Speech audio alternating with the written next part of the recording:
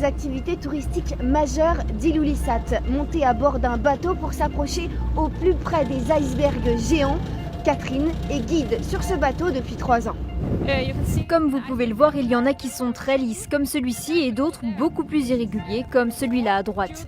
Celui qui est lisse s'est retourné pendant le trajet, car ils viennent tous du glacier d'Ilulissat, à 80 km d'ici. Ça leur prend entre 3 et 12 mois pour venir jusqu'ici. Et est-ce qu'il y en a de plus en plus ou de moins en moins ? Ils ne sont plus aussi gros qu'avant et plus aussi nombreux.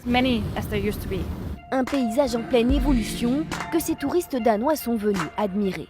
Le changement climatique est partout sur la planète, mais c'est ici qu'on peut réellement le voir.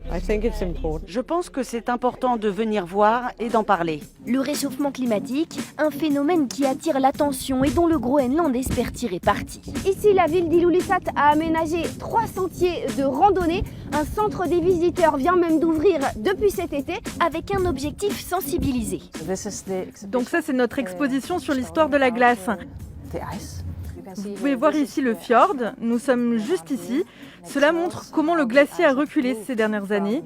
Aujourd'hui, il est même arrivé au niveau du sol. Et ce n'est pas contradictoire de constater ce réchauffement et de développer le tourisme ? Les gens ne vont pas arrêter de voyager, donc c'est important d'expliquer là où on en est, pourquoi et comment faire différemment.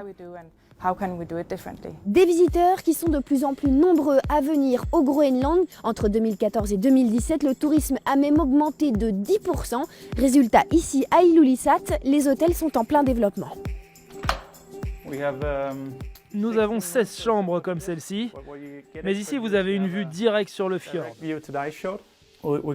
Nous allons bientôt avoir une piscine extérieure juste sous ce balcon.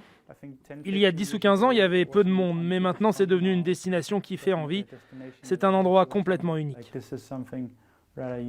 Un endroit qui attire 85 000 visiteurs par an. Un deuxième aéroport international est en construction.